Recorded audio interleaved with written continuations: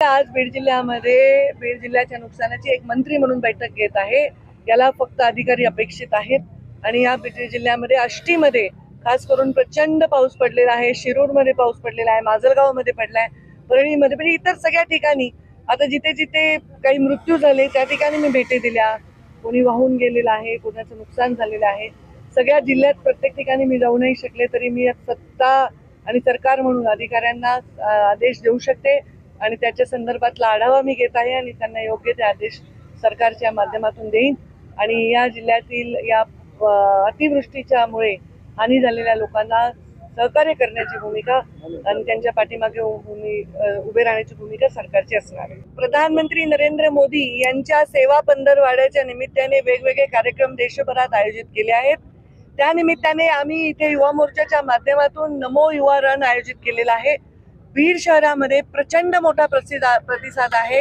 आज असंख्य लोक या ग्राउंडवर इथे आले होते आणि इथून आता सगळ्यांना आम्ही झेंडा दाखवून ते धावण्यासाठी पुढे गेलेले आहेत। युवा मोर्चाचे अध्यक्ष संजय आंधळे, आमचे शंकर देशमुख, आमचे जिल्ह्याचे अध्यक्ष, आमचे सहकारी योगेश क्षीरसागर, आमच्या लांबरूडताई, आमचे इर्शादताई, अल्पसंख्याकांचे अध्यक्ष आमचे नेते सर्जेराव तात्या, इथे उपस्थित सगळे मान्यवर, आमचे अशोकजी लोढा जे शहराचे अध्यक्ष आहेत, हे सर्व मान्यवर इथे उपस्थित आहेत आणि खूप मोठा प्रतिसाद।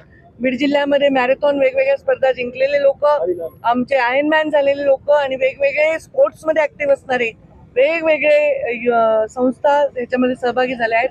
प्रचंड चांगला प्रतिसाद याला मिळालेला आहे। बीडमध्ये म्हणून नाही, मी आज आले ते सगळे गावं अंबेजोगाई, नेकनूर, केज, मी सगळीकडे बघत होते की कचऱ्याच्या बाबतीत मी थोडं असमाधान व्यक्त केलं। फक्त बीडमध्ये नाही, मी ओव्हरऑलच बघते।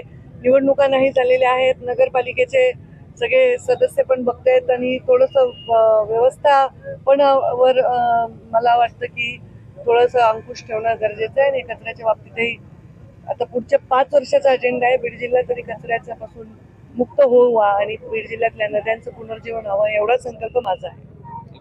थँक्यू।